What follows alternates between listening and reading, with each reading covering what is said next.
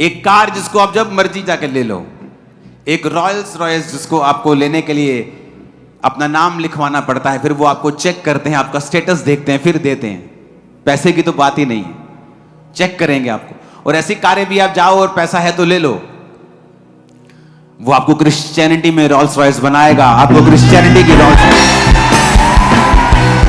मैं आपको बता रहा हूं, अगर आप समझे स्पिरिचुअल चीजों की वैल्यू को, मेरा आज बिलीव है कि जो वचन परमेश्वर ने 31 नाइट को दिया था, उस वचन के रिगार्डिंग जो टीचिंग आपको आज मिलेगी पवित्र आत्मा के द्वारा, वो उन कार्यों को करेगी जो ह्यूमनली पॉसिबल नहीं है, जो सांसारिक दृष्टि से संभव नहीं है।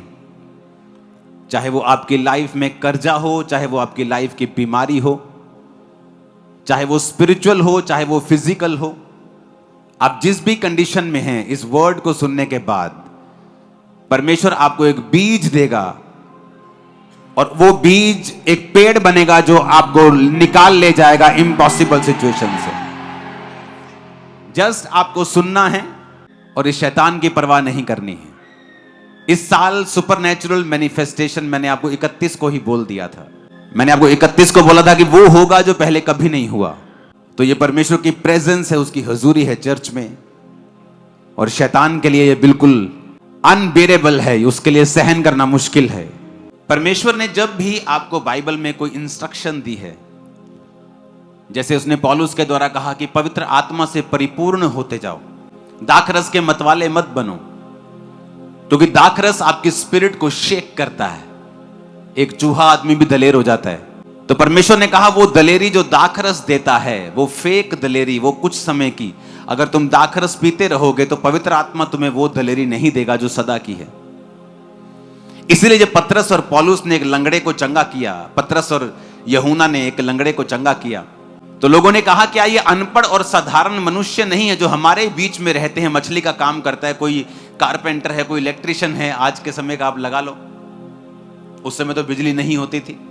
आज के समय के आम लोग नहीं, आपको जो आप बातें करते हैं कि ये आम नहीं है क्या, या कि कारपेंटर नहीं है क्या, ये मछली पकड़ने वाला नहीं है क्या, ये सब्जी वाला नहीं है, इसको इतनी दलेरी कहां से आ गई कि ये लंगड़े को चंगा कर रहा है, ये याजकों से बहस कर रहा है, ये महायाजकों के साथ बात कर रहा है, इसको इतनी दलेरी कहां से आ गई कि ये राजाओं के सामने भी शर्माता नहीं है, ये राजाओं के सामने भी घबराता नहीं है। तो उन्होंने कहा हां मुझे पता है ऐसा क्यों है, क्योंकि ये यीशु के साथ रहे हैं। जब आप परमेश्वर के प्रेजेंस में रहते हैं, उसकी प्रेजेंस को सोखते हैं, आप वचन को सुनते हैं, परमेश्वर की हुजूरी में समय बिताते हैं, तो फिर आप साधारण मनुष्य नहीं रहते हैं और आपके अंदर सुपरनैचुरल एबिलिटीज आती हैं, अलौकिक चीजें आती हैं, साइंस एंड वंडर्स परमेश्वर आपको देता है, मिरेकल अनॉइंटिंग आपको देता है, और उसी अनॉइंटिंग के जरिए ही परमेश्वर ने बाइबल में बड़े बड़े कार्य किए हैं।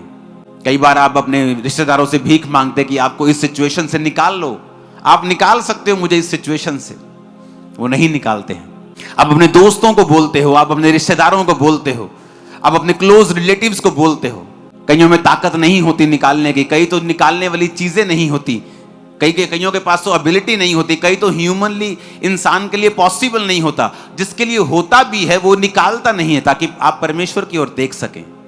कई बार परमेश्वर आपको कंफर्ट से बाहर निकालता है। आपको वही चीज एक महीना पहले अच्छी लग रही होती है, लेकिन एक महीने बाद आपको लगता है कि नहीं मुझे अब कुछ चेंज करना है। आपका कंफर्ट खराब होता है, वो कंफर्ट खराब नहीं हो रहा, परमेश्वर चाहता है कि आप अगले लेवल पर जाएं।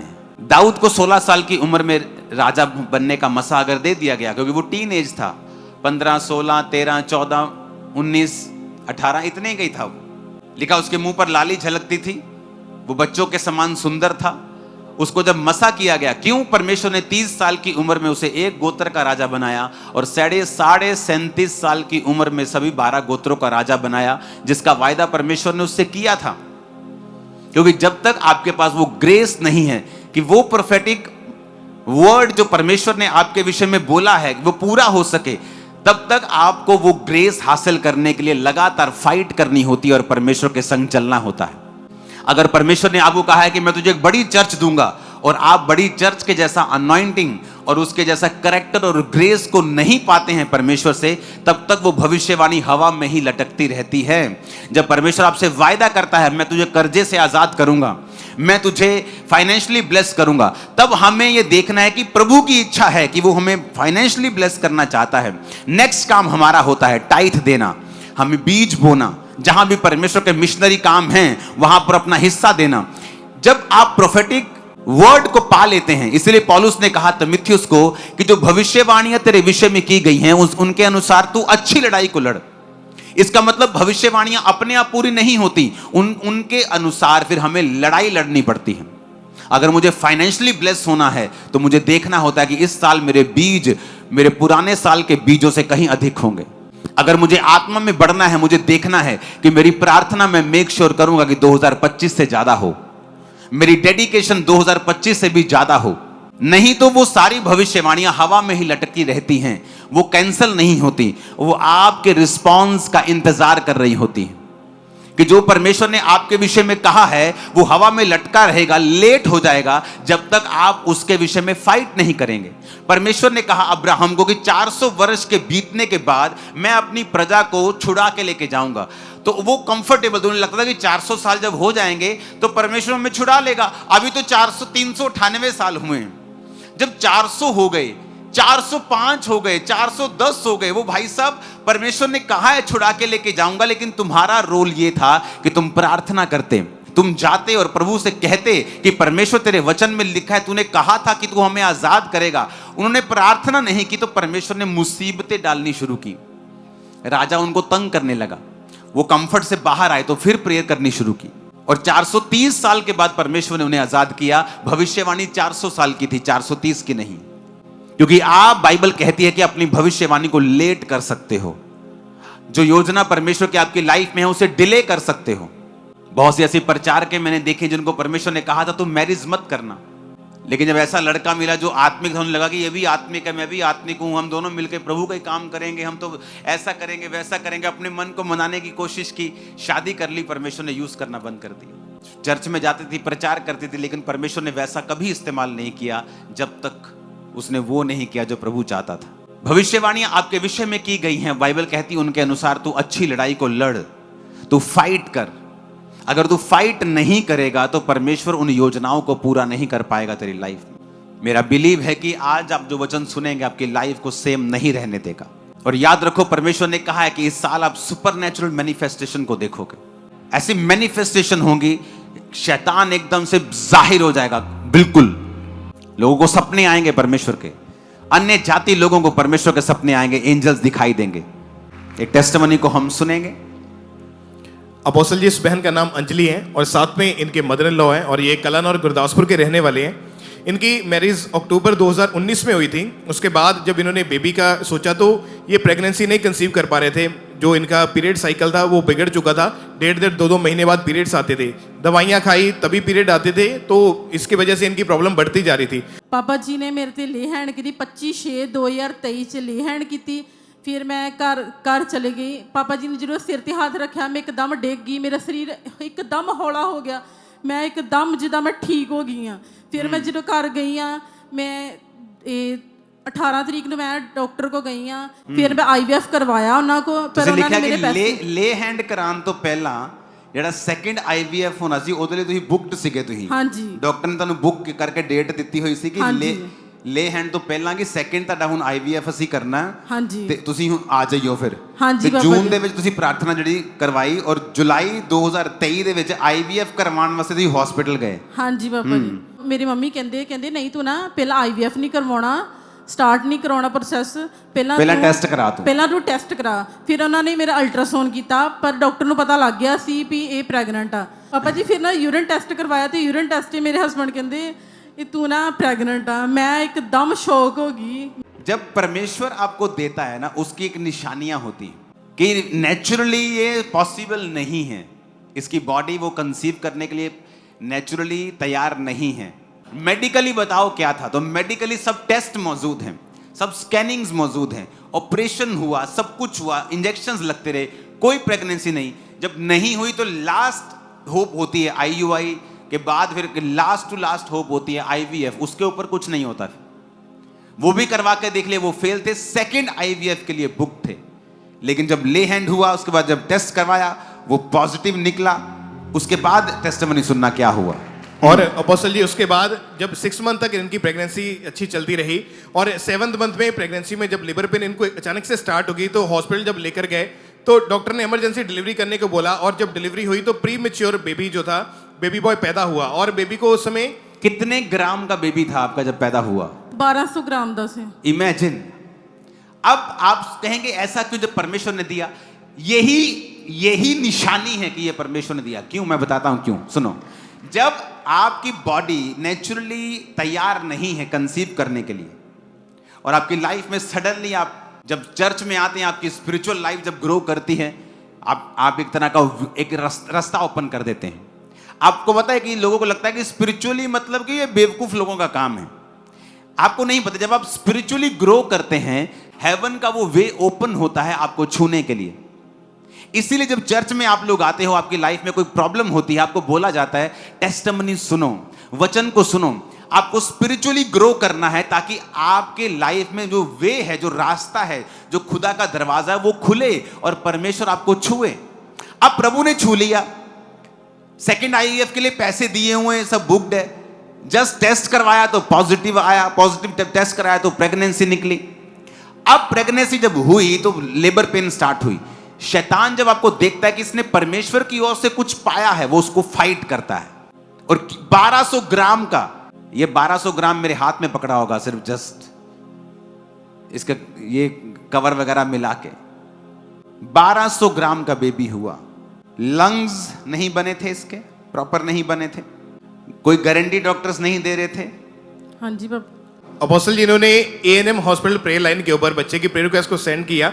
और 9 जनवरी 2024 की बात है, प्रेयर माउंटेन से अपोस्टल जी आपने जूम ऐप के थ्रू बच्चे के ऊपर ले हैंड प्रे करी थी। उसकी वीडियो है हमारे पास। आपने स्पेशल नाम लिया बच्चे का और उसके लिए प्रेयर करी। अंजलि, प्रीमेच्योर बेबी,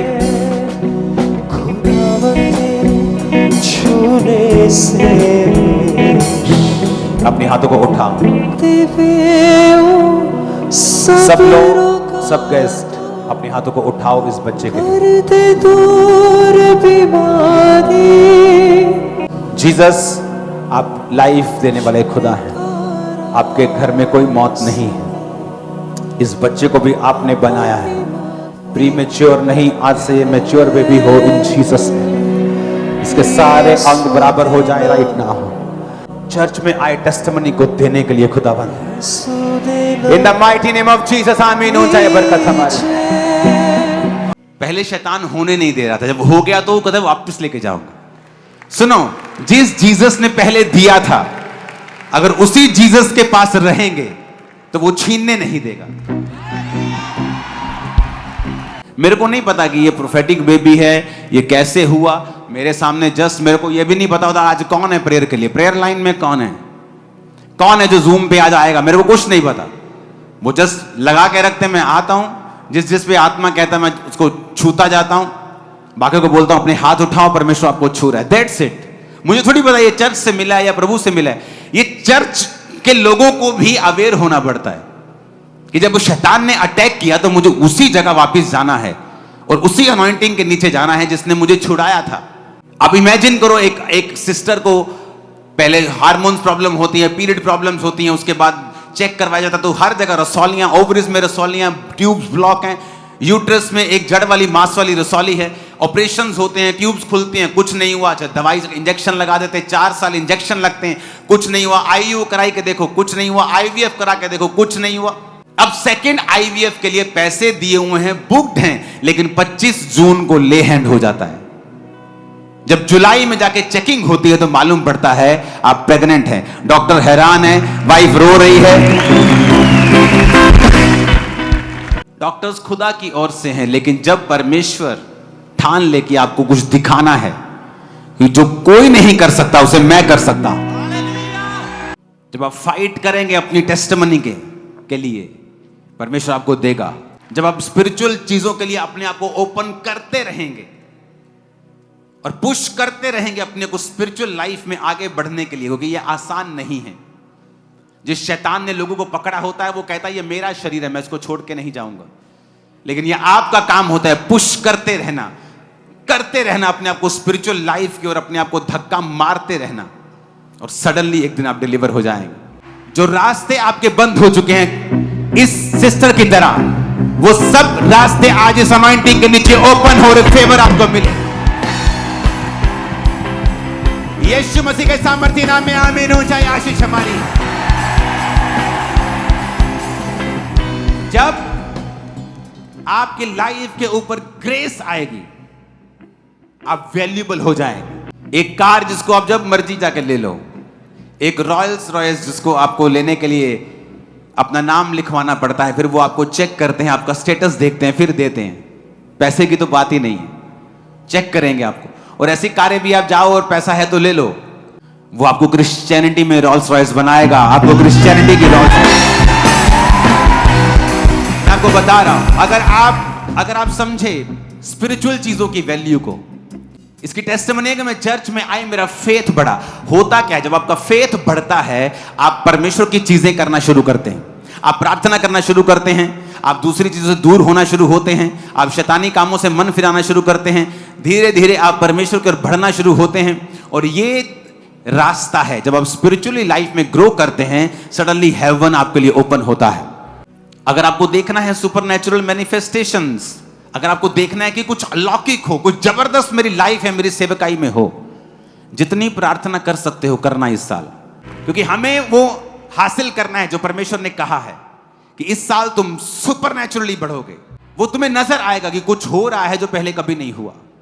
उत्पत्ति 30 उसमें एक इंसिडेंट हुआ, उसको मैं पढ़ता हूं।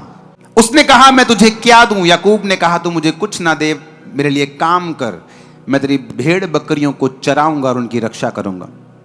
मैं आज तेरी सब भेड़ बकरियों के बीच होकर निकलूंगा, और जो भेड़ बकरी चित्ती वाली चित्तकबरी, जो भेड़े काली, जो भेड़े चित्तकबरी चित्ती वाली हूं, उन्हें मैं अलग कर रखूंगा और मेरी मजदूरी में वे ही ठहरेंगी। जब आगे को मेरी मजदूरी की चर्चा तेरे सामने चले तो धर्म की यह साक्षी होगी कि बकरियों में से जो कोई ना चित्ती वाली ना चित्तकबरी हो और भेड़ों में से जो कोई काली ना हो, वो मेरे पास निकले तो चोरी की ठहरेंगी।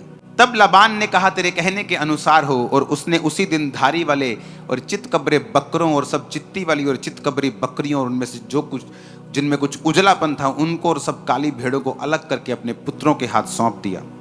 उसने अपने और याकूब के बीच में 3 दिन के मार्ग का अंतर ठहराया कि याकूब लाबान की भेड़ बकरियों को चराने लगा।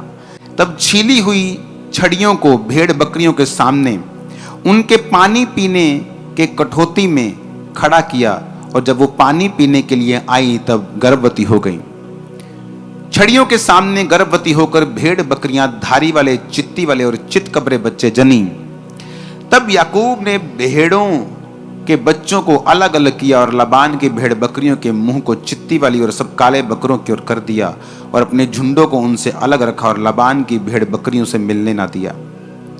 तब बलवंत जब भेड़ बकरियां गर्भवती होती थी तब याकूब उन छड़ियों को कठौतों के सामने रख देता था, जिससे वो छड़ियों को देखते हुए गर्भवती हों, परंतु निर्बल जब गर्भवती होती थी वो उनके आगे नहीं रखता था। इससे निर्बल तो लाबान की रही और बलवंत याकूब की हो गई। इस प्रकार वो पुरुष धनाढ्य हो गया, अत्यंत अमीर हो गया, और उसके बहुत सी भेड़ बकरियां, दासियां, दास, ऊंट और गधे हो गए। सब बोलो आमीन। याकूब एक ऐसी सिचुएशन में है जहां पर उसे परमेश्वर का हाथ ही बचा सकता था।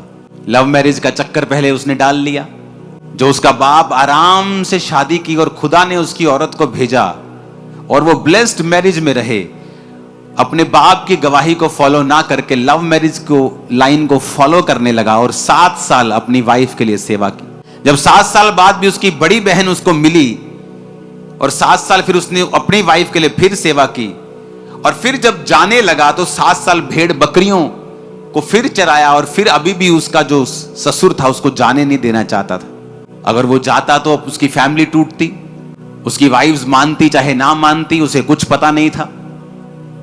एक ऐसी सिचुएशन के याकूब कुछ नहीं कर सकता था, हेल्पलेस था वो, बिल्कुल हेल्पलेस, कि इसमें मैं कुछ नहीं कर सकता हूं, प्रभु ही कर सकता है। और बाइबल कहती है कि उसने जब कहा कि अभी तुझे भेड़ बकरियों के लिए तू मेरी सेवा कर, भेड़ बकरियों को चरा, क्योंकि तेरे चराने से वो बहुत ज्यादा बढ़ गई हैं। क्योंकि वो धर्मी था, और जब धर्मी को आप किसी काम को देते हो तो निशानी होती, वो काम फलवंत होता है। जहां एक करप्ट आदमी, जहां एक व्यभिचारी आदमी को आप कोई काम दोगे, वो काम कभी फलवंत नहीं होगा। लेकिन एक धर्मी को जब आप कोई काम देते हो, चाहे वो आपके किसी भी एरिया में क्यों ना हो, चाहे वो स्पिरिचुअल एरिया हो, फाइनेंशियल एरिया हो, एडमिनिस्ट्रेशन हो, आपको हमेशा जो स्पिरिचुअल लोग हैं, जो परमेश्वर की भाषा को समझते हैं, आपको ज्यादा कामयाब मिलेंगे। अब यहां पर वो फंस चुका है, और उसने, बाइबल कहती है, उसने, परमेश्वर ने उसको एक दर्शन दिया, एक विजन दिया, और उस विजन के मुताबिक उसने अपने ससुर से बात की कि ठीक है, मैं तेरी भेड़ बकरियों को चराने के लिए तैयार हूं, लेकिन एक शर्त के ऊपर। 2 झुंड कर लेते हैं, एक इधर वाला झुंड और एक इधर वाला झुंड। कहता तू आज इन सब बकरियों में घूम, इन सब भेड़ों में घूम, और जो जो भेड़ तुझे लाइनों वाली दिखाई देती है, लाइनों वाली भेड़, चितकबरी, काली, कहता वो सारी निकाल ले, सारी अलग कर दे इनसे। मतलब भूरी भूरी रह गई, काली भी निकाल ले, चितकबरी निकाल ले, डॉटेड निकाल ले, लाइनों वाली निकाल ले, ये सारा जो मसालेदार माल है ना, सारा निकाल ले। तू मेरे को सिंपल सिंपल दे दे, भूरी दे दे। अब मैंने सारी तेरे को भेड़े दे दी, चितकबरी, लाइनों वाली, सब तेरे को दे दिए। फ्यूचर में मेरे झुंड में जहां ये एक भी डॉटेड चित्ती वाली बकरी नहीं है, फ्यूचर में अगर ये मेरे झुंड में होगी तो वो मेरी तनख्वाह होगी।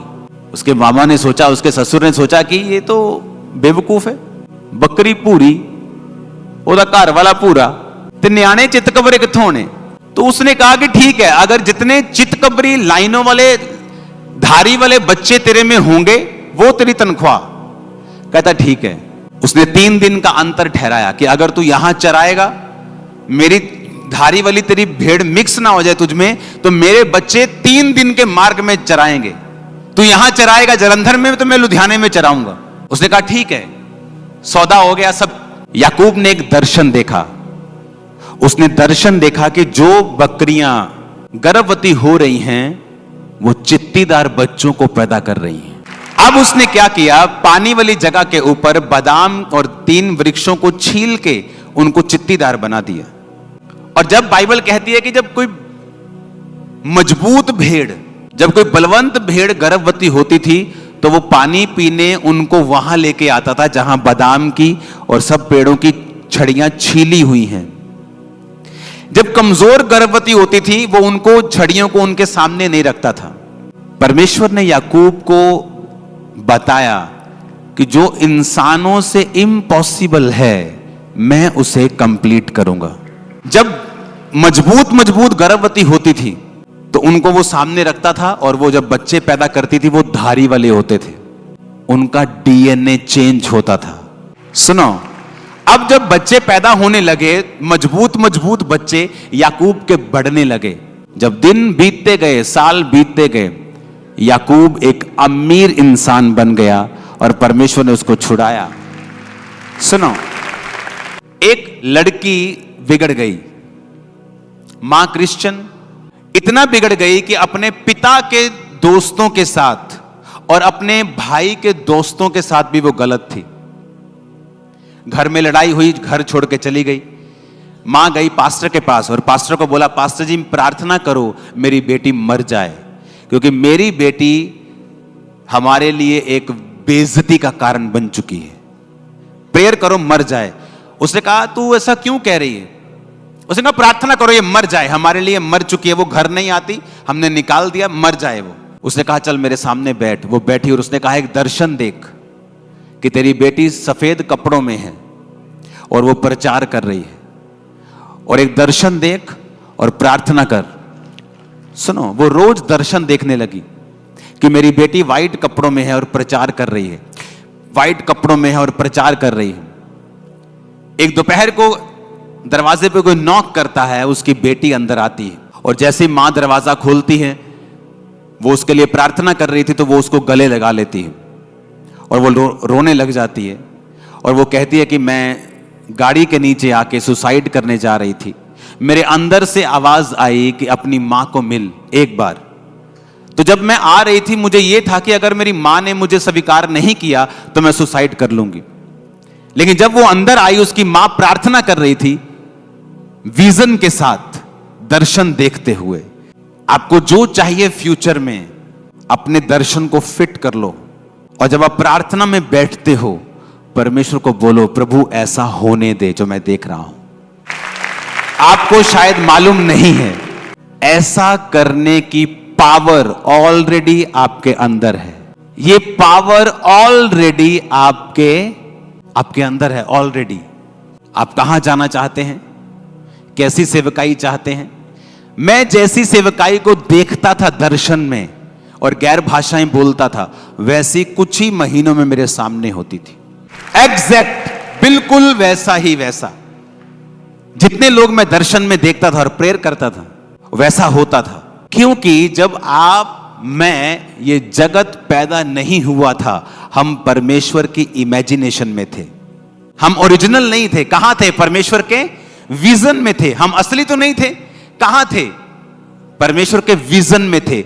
उसने दर्शन देखा, इंसान ऐसा होना चाहिए, पृथ्वी ऐसी होनी चाहिए, पेड़ ऐसे होने चाहिए, जंतु ऐसे होने चाहिए, समुद्र ऐसा, पानी ऐसा होना चाहिए। और लिखा, फिर उसने कहा उजाला हो जाए। लेकिन पहले वो कहां था?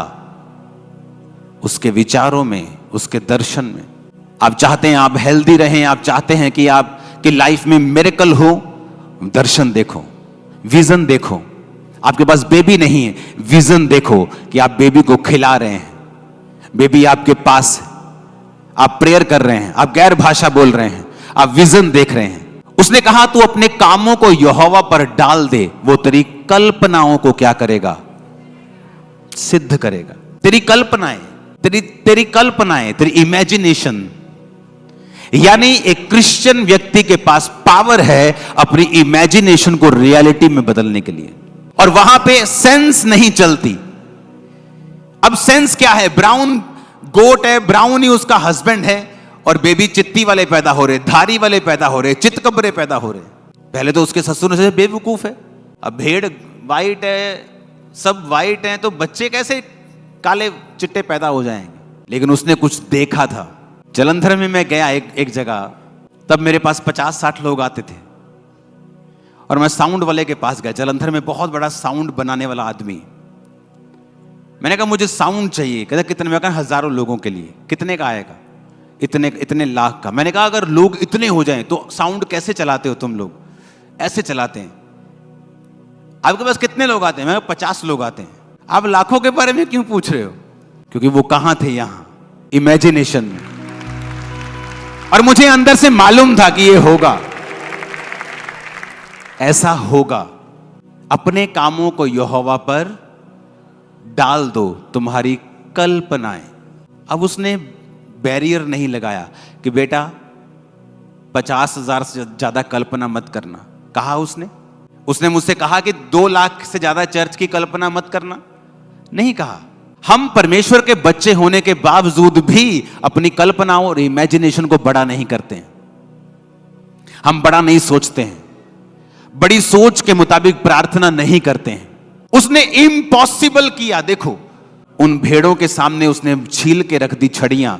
जब वो देखती गई वैसा ही होता गया।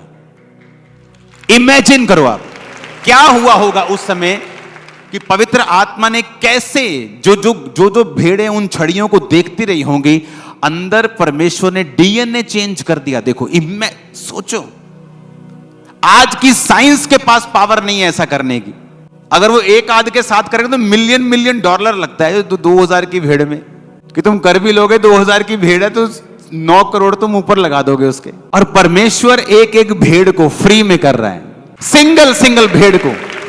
और जो उसने नहीं किया कि जब कमजोर गर्भवती होती थी वो उनको पानी के सामने नहीं लेके आता था, उस पानी के सामने जहां पर वो छड़ियां छीली हुई पड़ी तो वो नहीं होती थी।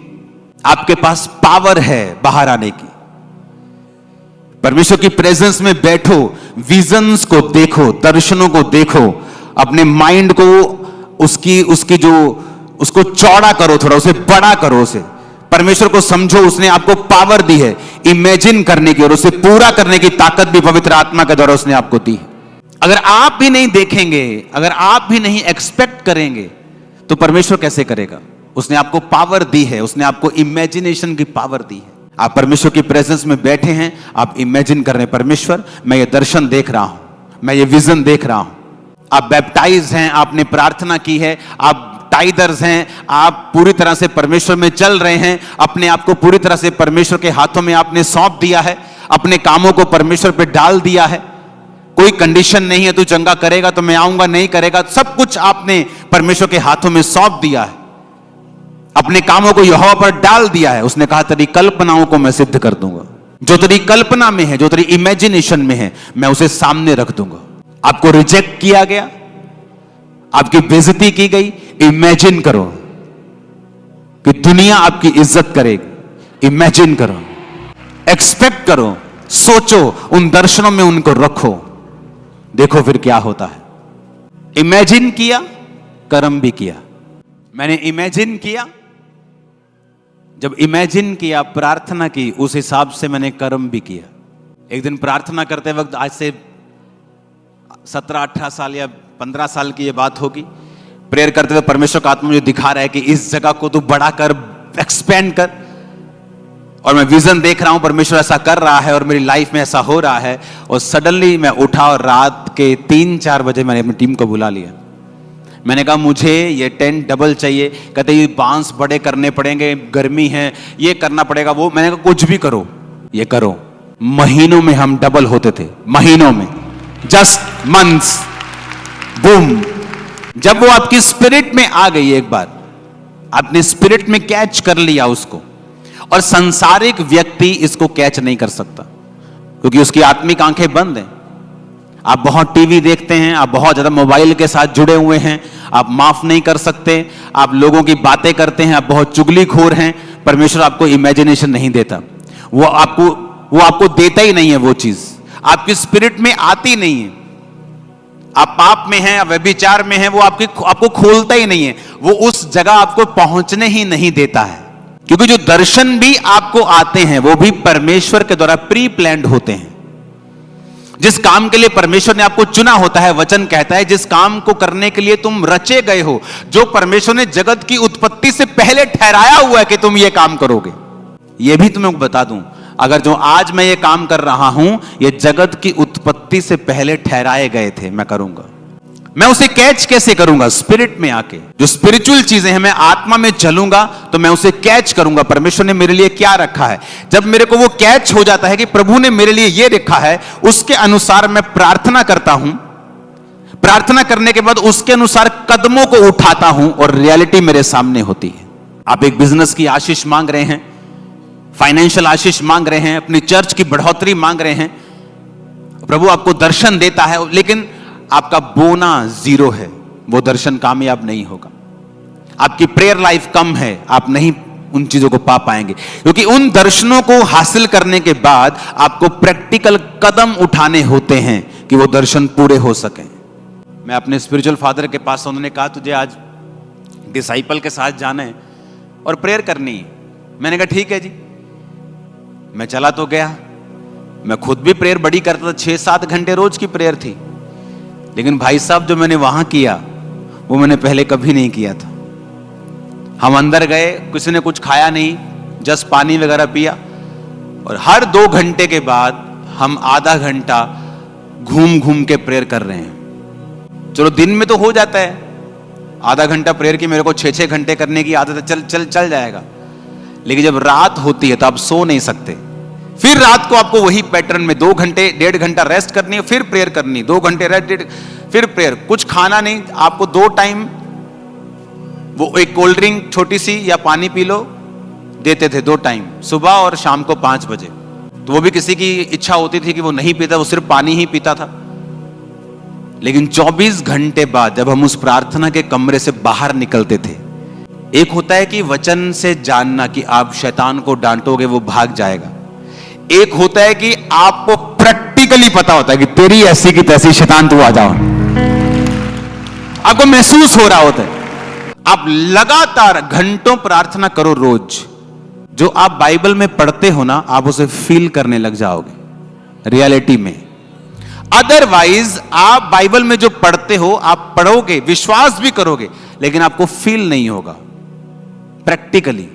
जब उस रूम से हम बाहर निकलते थे ना, 24 घंटे की, क्योंकि सोया नहीं कोई भी। अगर कोई सोता था 1-1.5 घंटा, मान लो रात को सो भी गए, तो वो जगा देते थे, उसके बाद की प्रार्थना का समय हो गया।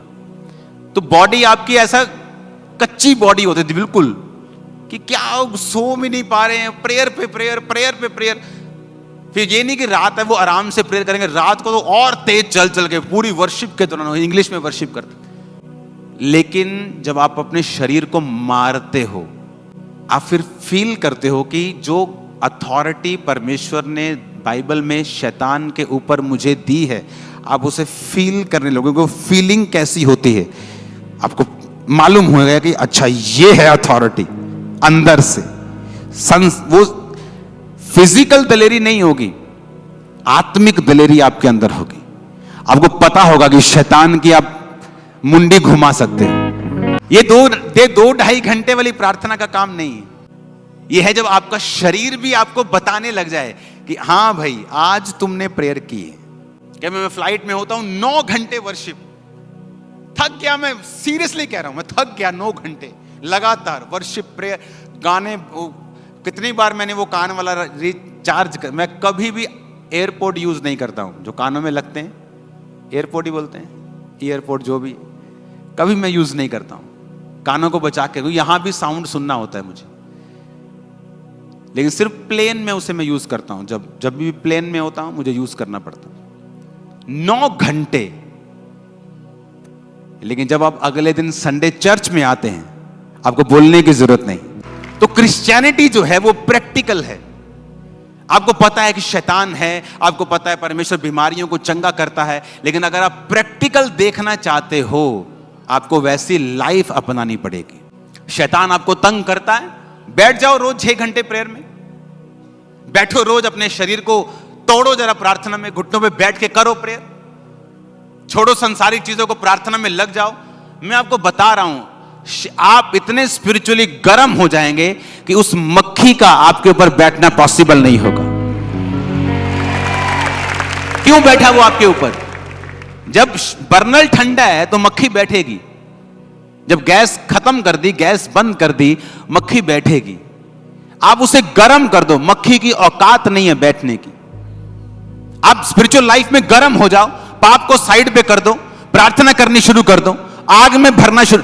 कितनी देर तक रहेगा? शैतान नहीं रह सकता गर्म आदमियों में, नहीं रह सकता। आपकी प्रेयर भी 0 है, आपकी प्रार्थना 30 मिनट की है, आपकी प्रेयर 1 घंटा भी नहीं है। आपको लड़ना शैतान से, वो शैतान जो 40 साल से आपका पीछा कर रहा है, जो सदियों से आपके पीछे चल रहा है, जो परिवार से आपके पीछे चल रहा है, आपको उसको हराना है 30 मिनट की प्रेयर से। आपकी प्रार्थना चाहे 30 मिनट की भी ना हो, शैतान आप पे अटैक नहीं कर सकता। लेकिन मैं उन लोगों की बात कर रहा हूं जो इससे ऑलरेडी जूझ रहे हैं। आप जब प्रार्थना करनी शुरू कर देते हैं, सडनली ये सारे बिब्लिकल वायदे आपके सामने जीवित होने लग जाते हैं। जो सिर्फ बाइबल में आपने पढ़ा, वो आपके सामने आपको जिंदा जिंदा सा लगेगा। अब वो कहानी नहीं लगेगी, आपको लगेगा ये सब जिंदा जिंदा सा है, जो मैं पढ़ रहा हूं ना ये जीवित है, सब कुछ होगा ये सब कुछ।